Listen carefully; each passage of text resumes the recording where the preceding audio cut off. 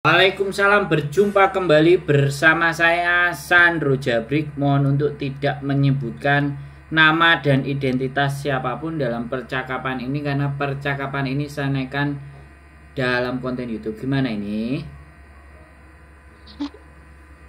Ini tadi yang seperti saya bilang yang tadi siang itu. Ini dan mbaknya yang bersangkutan ada di dalam.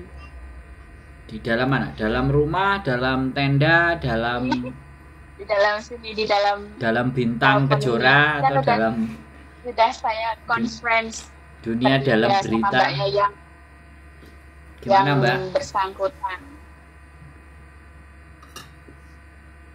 Selamat malam Mas San. Selamat pagi Mbak. Gimana? Oh iya, selamat pagi Mas. Aku mau minta pendapat. Kan gini, temen ini langsung aku ceritakan dari langsung pokoknya aja ya. Nggak usah nyebut nama ya. Kalau ya. Nama sebut Markonah aja atau Cinderella gitu. Iya. Nyonya besar. Ini Dadai nyonya besar gitu. Kan seru. Ya, nyonya besar. Nah, nyonya besar itu awalnya kan pinjam uang ke saya. Lah, karena sudah lama, mungkin ya ada 5 bulanan lah, 5 bulan 6 bulan, karena dia pinjam apa ya? Aku pinjam uang Indonesia, tapi dia juga pinjam uang sini. Tak ceritain. Intinya cuma gini Mas. Si nyonya itu pinjam uang ke aku masih sisa 1.000 gitu aja ya. Nah, padahal aku loh nggak nagih ke dia. Kok dia bisa datang ke rumahku, terus mau cari majikanku. Aku mau dilapori agar aku diinterminate. Lah, makanya aku minta solusinya gimana gitu loh Mas Andri. Sudah? Ceritanya sudah? Udah. Ya. Soalnya si nyonya itu datang itu bawa polisi Mas. Datang rumahnya itu bawa polisi. Jadi laporan sama polisi gitu.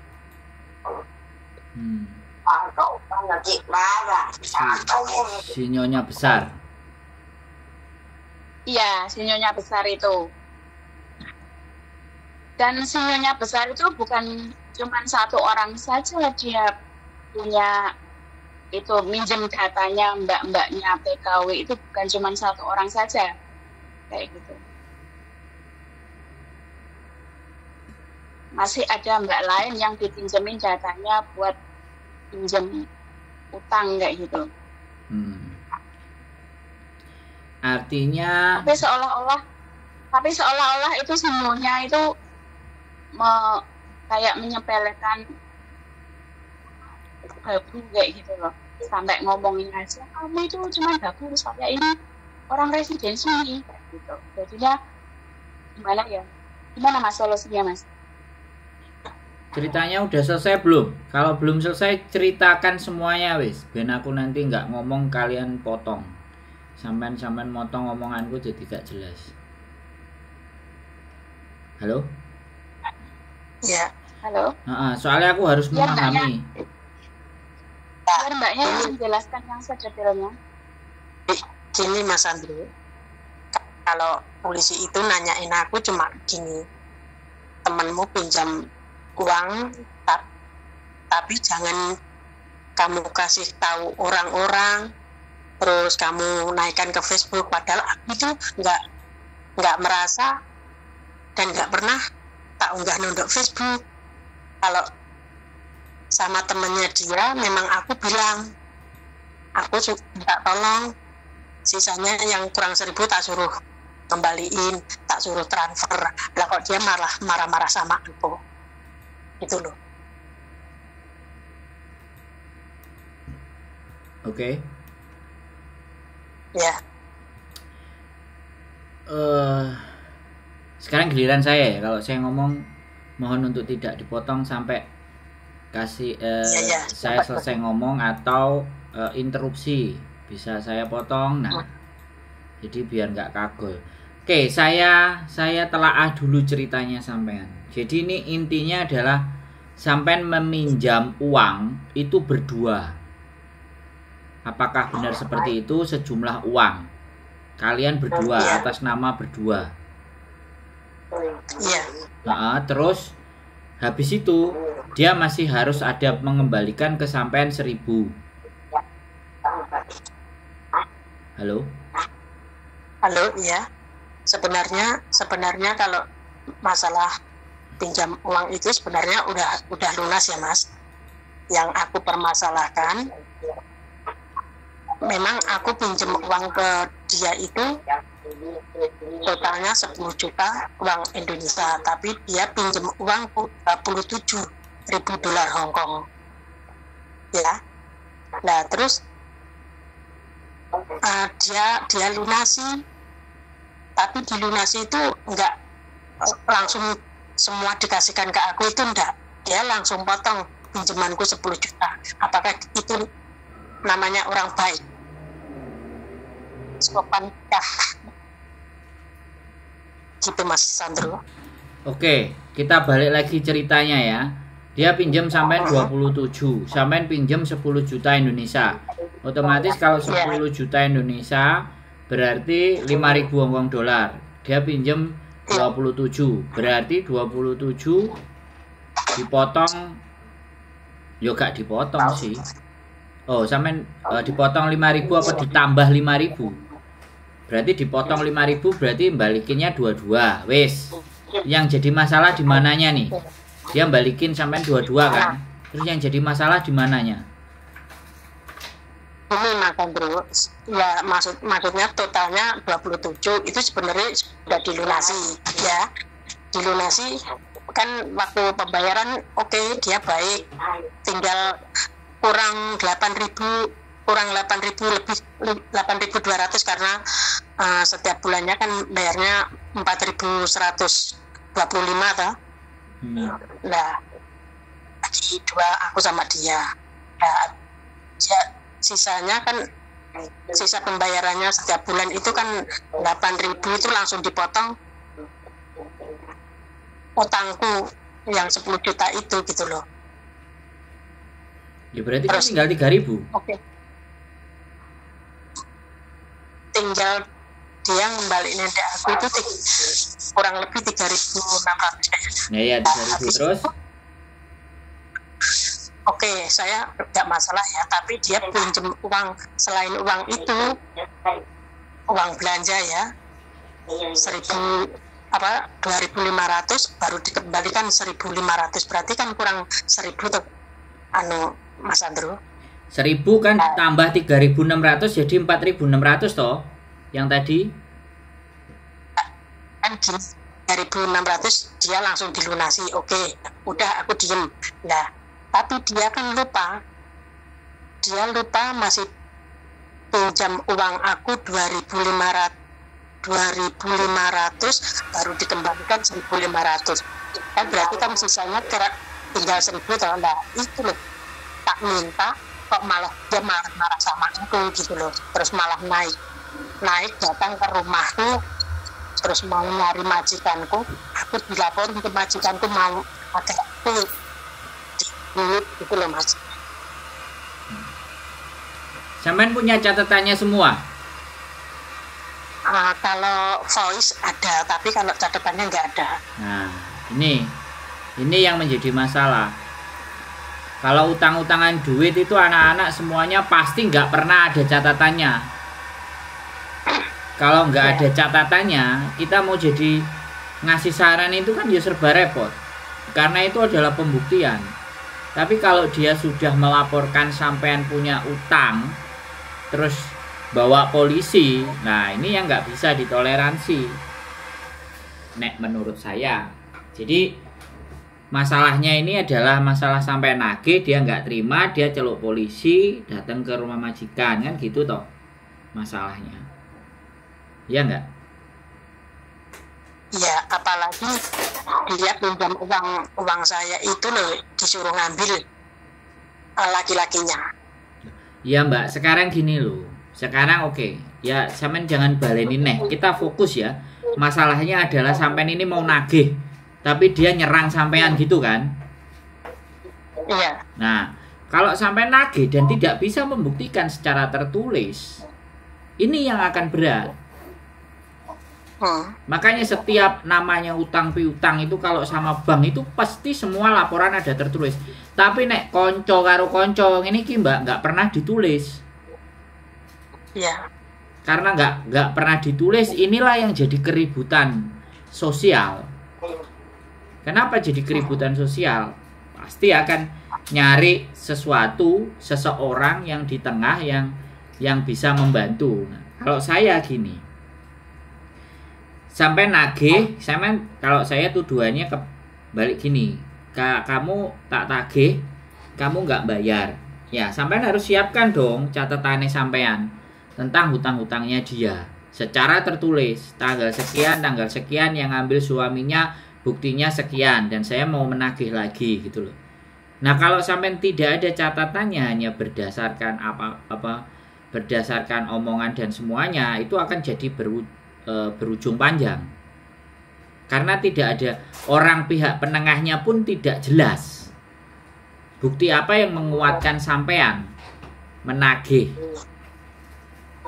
Nah, ini loh urusan pinjam meminjam itu kalau sesama teman itu tidak ada hitam di atas putih. Bahkan yang ada hitam di atas putih pun terkadang itu juga susah karena utang piutang. Nah, karena dia merasa tersinggung dengan sampean tagih, padahal hitungannya menurut sampean dia masih punya hutang, terus sampean tagih, tersinggung. Nah, sakit hati, dia naik ke atas.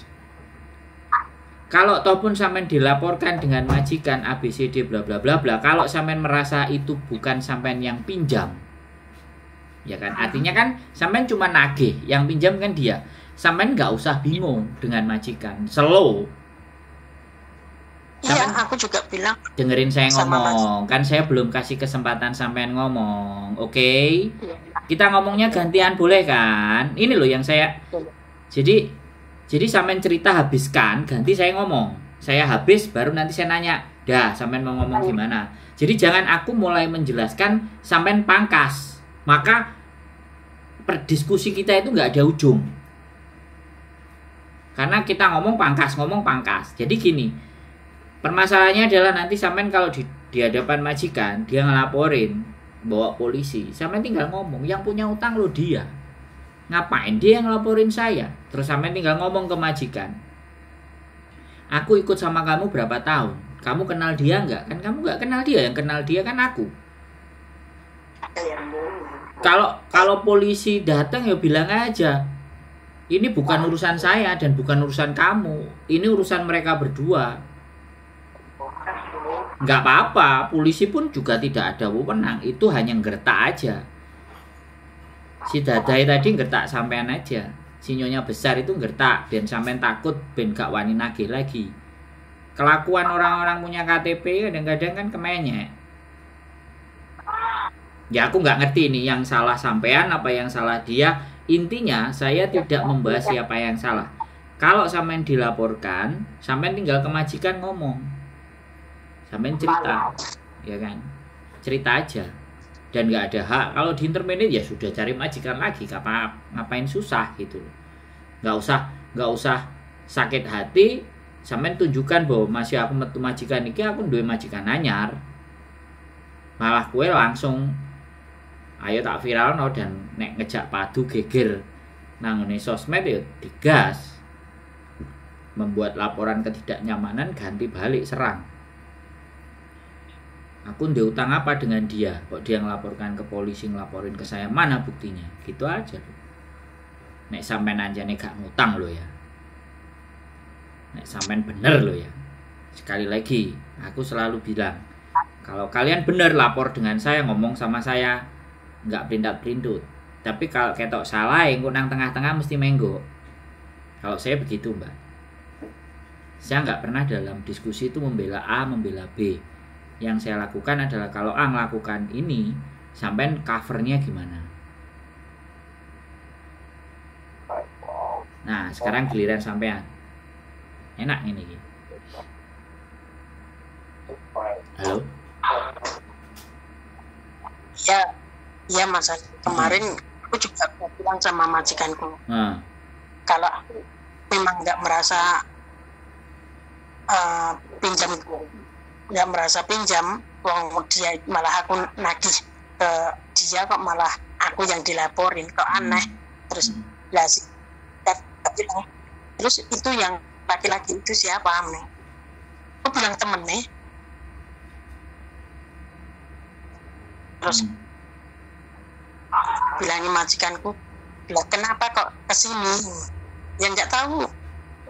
Aku dengar pokoknya mau lapor sama majikanku agar aku bisa diinterminate gitu aja.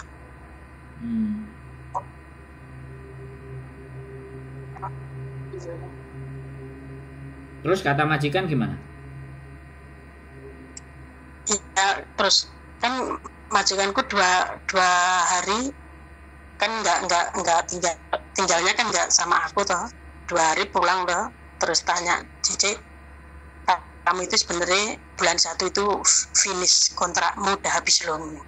Terus, iya Pak, aku juga bilang gitu. Terus dia tapi aku nggak tahu agent yang dibilang agent itu agent apa, aku kan nggak tahu apakah itu pengacara mungkin atau dia cari pengacara, aku sendiri kan nggak tahu ya Mas.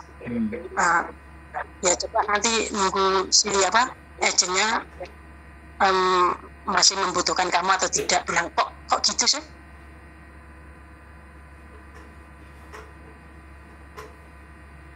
Halo ya, membutuhkan pengacara, membutuhkan kamu. Aku kok bingung memahami kasusnya sampean ini. Dia itu ngancem sampai nanti dilaporno di pengacara. Nah, aku sendiri kan nggak paham sama omongan majikanku. Kan waktu polisi itu aku disuruh cari agent. Nah, terus aku bilang saya itu nggak tahu agent itu agent apa. Maksudku kan gitu teman. Nah, terus? Atau agent pengacara atau agent khusus pekerjaan, aku itu kan gitu loh. Terus ya udah nggak apa-apa, polisi ini bilang gitu, nanti tak carikan agent aja. Lah dia minta dataku, minta KTP ku gitu. Ya tak kasih KTP ku. Mungkin atau dia telepon sama bosku sendiri, aku kan juga nggak tahu. Terus mungkin bosku disuruh cari agent atau gimana, aku sendiri juga nggak tahu. Makanya terus majikanku bilang nanti tinggal nunggu agentnya gimana, bilangnya gitu aja kok Mas Andrew.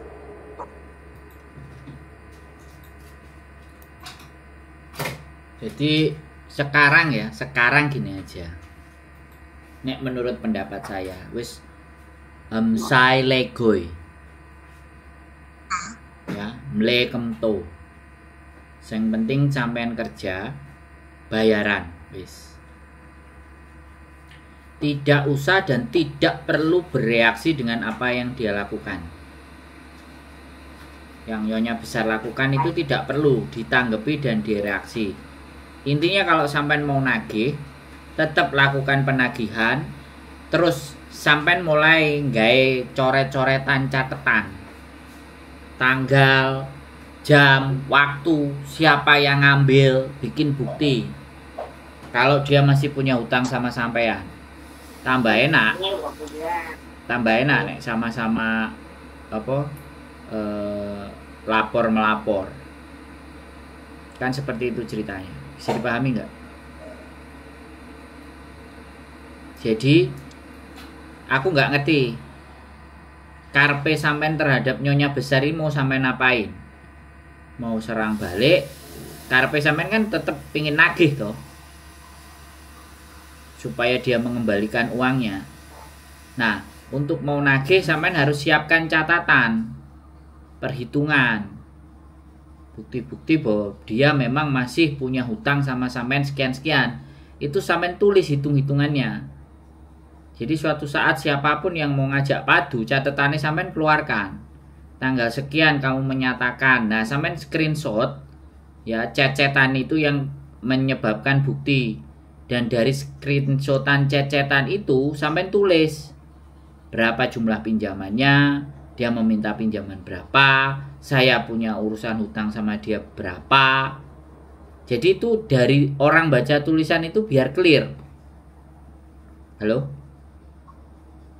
Iya.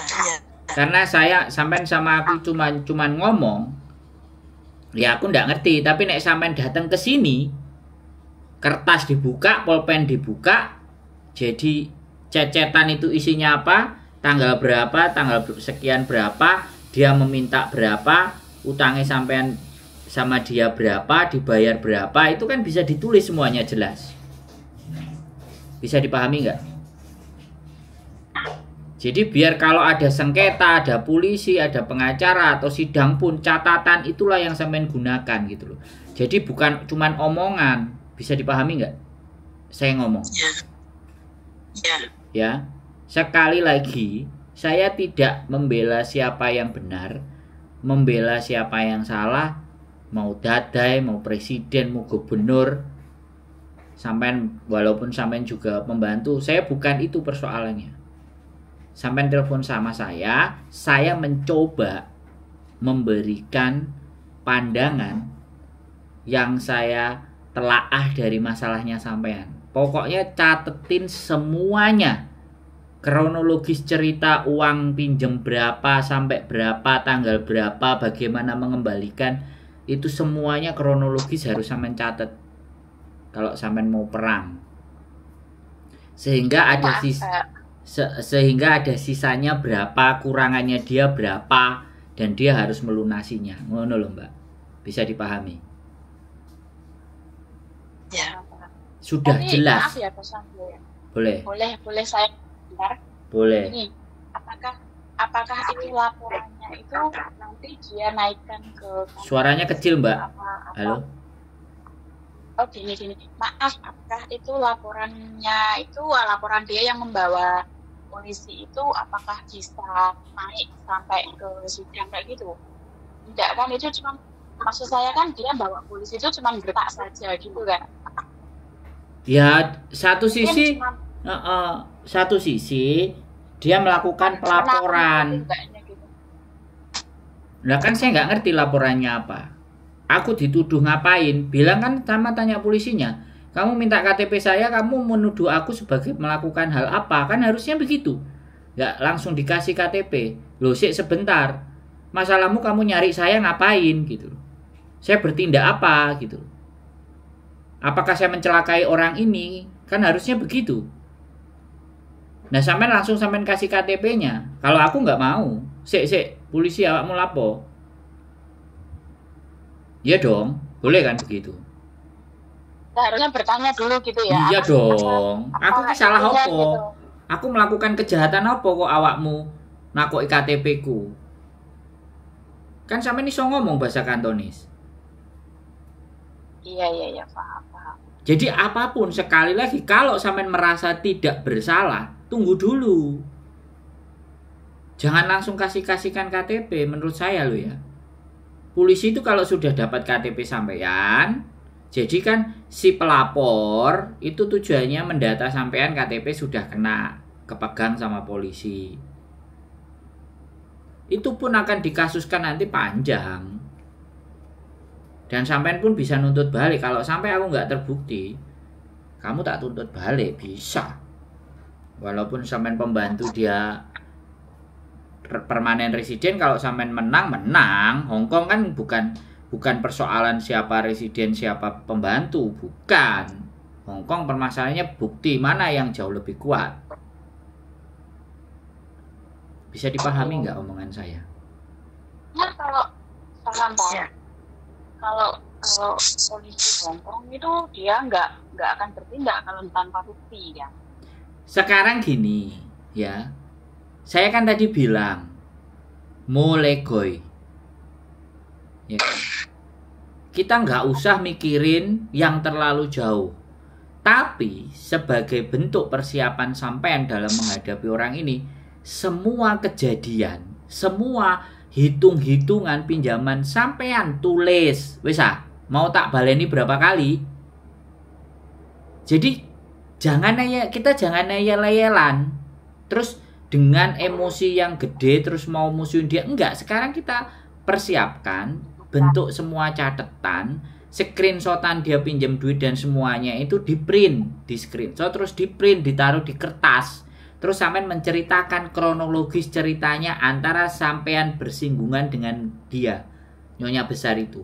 Awal mulanya bagaimana, bercerita, ketemu, janjian, mau hitung-hitungan ABCD itu sampean tulis. Kalau sampean diajak perkara itu yang sampean majukan. Dan kasih saksi-saksinya, hadirkan saksi-saksinya, biar sampean kuat, bisa dipahami saya ngomong. Bisa, Mas Andrew. Boleh. Lah kalau buktinya lewat voice note itu apa bisa di print Mas?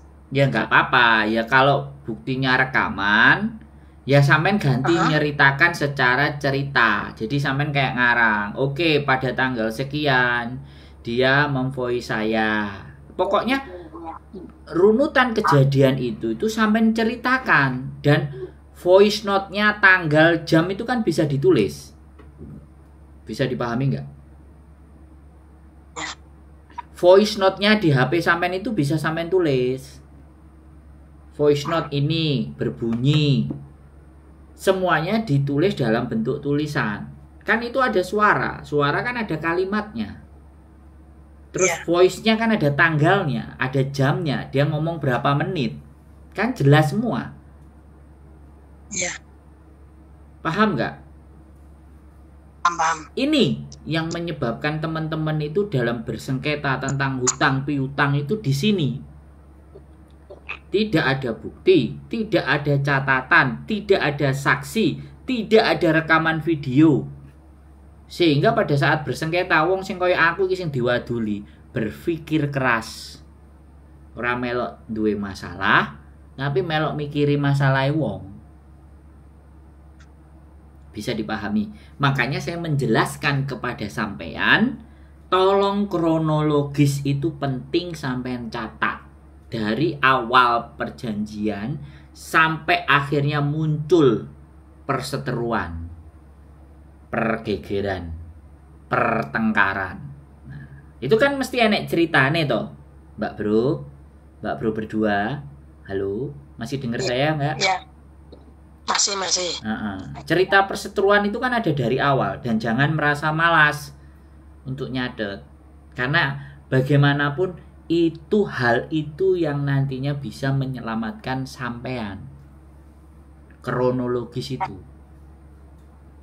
kan orang lain gak ngerti urusan sampean dengan si Nyonya Besar, tapi ketika sampean cerita kronologisnya versi sampean, orang kan memahami dari mana sih duduk persoalan ini dimulai. Bisa dipahami saya ngomong? Saya nggak marah loh ya, cuman ngomong biar terjadi penekanan. Jadi saya nggak ingin membenarkan siapapun dalam persoalan ini. Entah sampean sing bener, Nyonya Besar sing bener, saya tidak di titik itu. Karena saya hanya mendengarkan satu pihak di sisi sampean. Boleh kan saya bilang begitu? Ya. Nah, aku dengar dari versinya dia dan dua-duanya, baru aku bisa. Sebenarnya persoalan ini di mana sih? Nah, karena ini satu sisi, dengan tidak mengurangi rasa hormat saya kepada sampean, saya hanya menyampaikan kronologisnya tolong ditulis. Sampean perjelas, jadi biar siapapun kalau sampean ceritain dengan membaca kronologis itu kan jadi tahu posisinya sampean ada di mana. Bisa dipahami?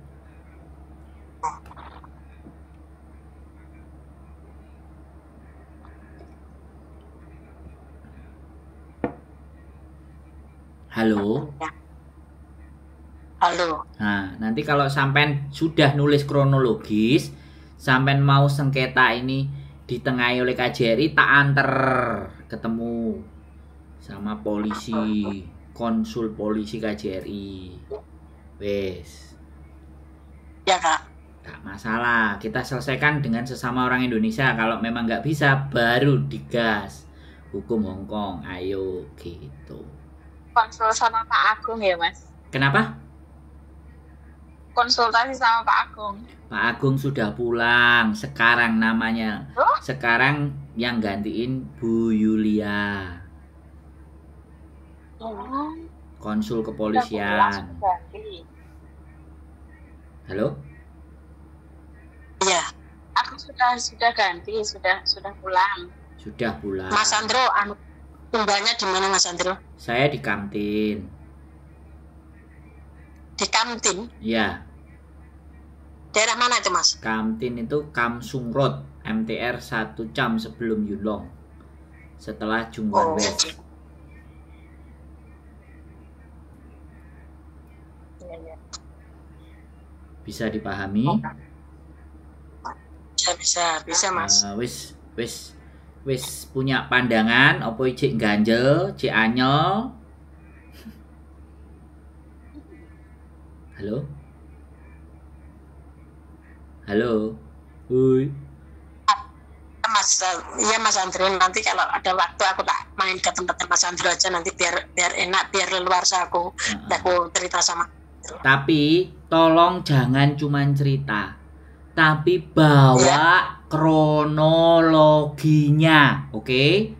Saya sampaikan sekali lagi cerita kronologi dari awal sampai munculnya persengketaan itu sampean tulis, oke? Oke.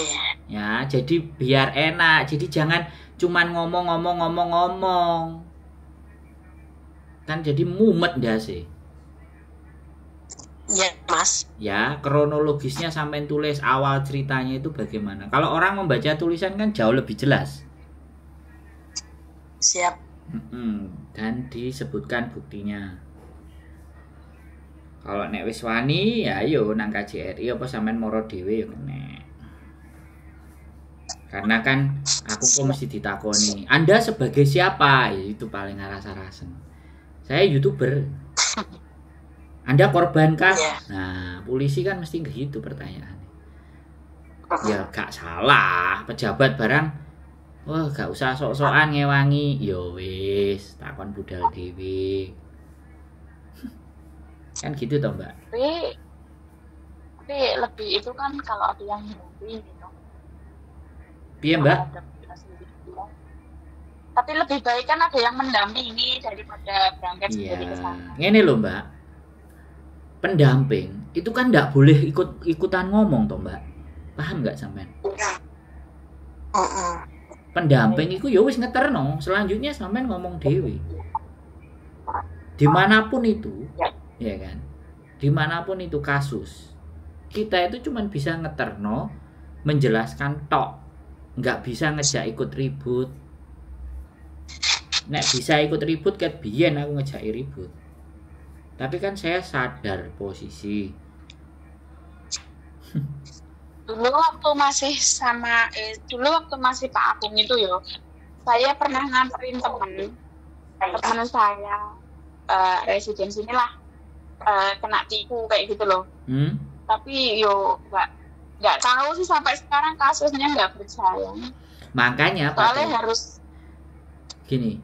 Makanya kalau kalian lapor, nyalakan rekamannya. Kalau kalian kecewa atas laporan yang tidak ditanggapi, viralin dong. Selesai toh? Iya, dia itu kena tipu sekitar 8.000 dolar Hongkong kayak gitu. Ya nggak apa-apa. Tapi sampai gitu. Nggak itu. Nggak jalan, nggak ada itunya, nggak ada endingnya gimana kayak gitu, nggak ada. Nah, makanya ya sekarang gini, kalau aku bilang, ya kan, kalau aku ya sekali lagi, aku saranin ke sana, mereka bisa menyelesaikan nggak gitu. Kalau mereka nggak bisa menyelesaikan ya udah, karena memang tidak ranahnya dia, tapi setidaknya kita mencoba menggunakan mereka untuk bermediasi. Tapi kalau ternyata bermediasi dan tidak bisa, dan dia dimintain tolong untuk mediasi merasa tidak jadi bagian dari wewenang, ya sudah, viralkan. Percuma kita lapor ke sana. Semua kasus dan permasalahan kita lapor ke sana, hanya cuma dicatat, tidak ditindaklanjuti, kan tinggal begitu.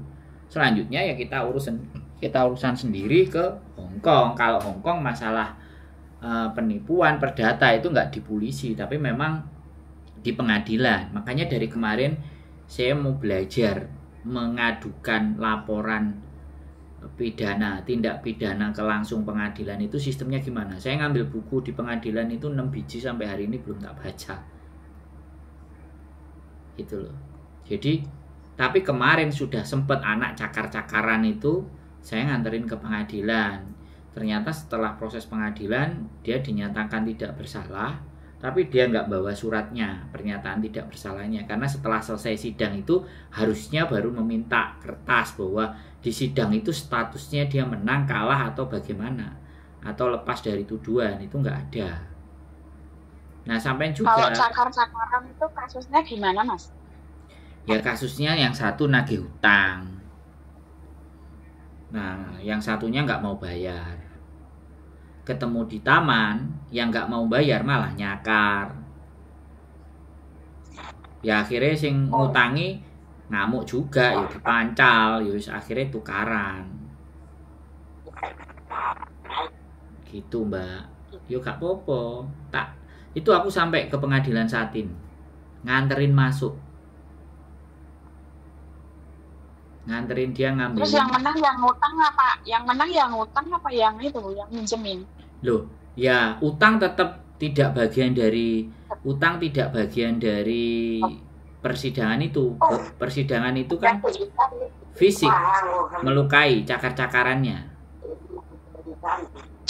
Berarti yang salah yang itu yang nyakar duluan itu. Yang utang nggak mau bayar.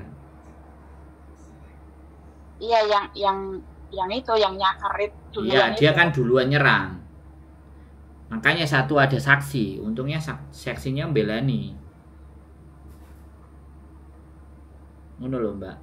Jadi macem-macem pokoknya nek dituruti. Terus artinya kalau kamu mau naik banding, kamu harus ngelaporin ke pengacara.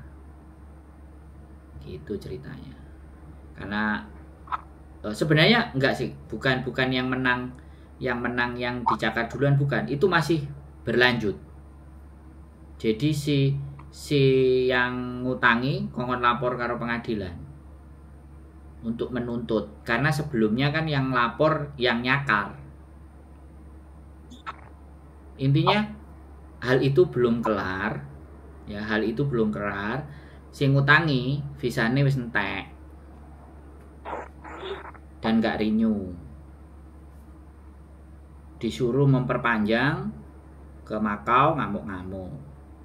Ya terus urusannya sama Miss Yuni itu, aku wis gak melok nyampuri. Aku pulang Indonesia. Iya. Gak bisa turun juga kan visanya kalau bermasalah kayak gitu ya kok. Aku nggak tahu sampai detik ini dia sudah nggak mau nyari saya. Saya pokoknya gini ya Mbak, punya masalah itu nyari saya. Kelar masalah selesai, laporan aja enggak, diem. Selesai nggak selesai kan, Mas acara kasusku udah kelar gini. Kalau aku dilapori gitu kan, oh ya sudah alhamdulillah.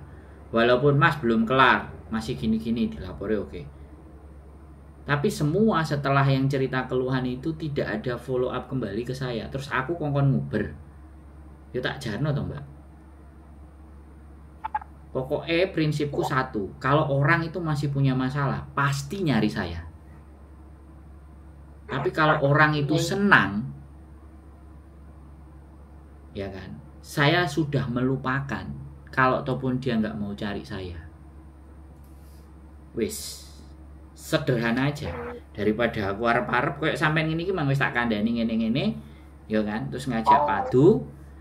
Kronologi wis ditulis bla bla bla bla bla, terus suatu saat kejadiannya tenang-tenang dan diam-diam saja, Terus ya wis gak enak apa-apa lah apa aku golek Sandro. Ya aku gak apa-apa yo ya gak kudu digoleki. Ya sudah, berarti orang yang nggak nyari saya merasa mereka sudah baik-baik saja. Ya saya bersyukur. Iya toh? Iya. Artinya Iya, apa saran yang saya sampaikan ya wis terlepas dia bener gak beres gak bala. Lah kalau dia nyari saya lagi kan otomatis saya bisa kekurangannya di mana, kelirunya kurang apa. Kalau misalnya kayak sampean tadi ngomong ke KJRI nggak diapa-apain, lah kita nggak lapor kok, nggak lapor lagi, tidak ada tindak lanjutnya dan tidak mengejar lagi, ya KJRI pun ya juga menang mendiamkan aja. Sama kayak saya kan, kalau teman-teman sudah dikasih saran terus dicoba berhasil dan enggak, sampai saya itu ngomong kayak gini, Mas aku kamu anterin ya, aku menyerahkan diri overstay. Aku bilang janji ya Mbak, tak bantu. Tapi nanti kalau udah kelar semuanya urusan sampean selesai, sampean telepon aku ya. Ceritakan semuanya dari awal sampai akhir. Janji ya? Ya Mas aku janji. Ya itu terakhir aku bikin konten yang anak overstay perjalanan menyerahkan diri dari awal sampai akhir. Dia sudah selesai 6 bulan aku nggak dicari, aku ya anggap ya wis lah, mau masuk penjara, mau tapi ternyata di 7 bulan dia WA. Mas aku pulang hari ini, tiketnya ini terus nyampe rumah. Aku tak sampai rumah dulu ya Mas, nanti kalau sampai rumah aku follow up, aku mau cerita. Oke, aku gak ngarep-arep itu. Udah nyampe rumah 2 minggu, mohon maaf Mas, 1 bulan sih, 1 bulan kemarin masih sibuk gini-gini, sekarang saya sudah punya waktu Mas untuk bercerita. Mas Andronya punya waktunya kapan? Nah itu kan aku jadi dari awal aku tangani sampai akhir kelar aman, ya saya bisa cerita. Itu yang saya senang. Tapi saya tidak mengharap wis anggap dari awal aku ngomong, berikutnya teman-teman selesai kelar monggo. Ya sudah, karena tidak ada kewajiban untuk balik lagi cerita ke saya.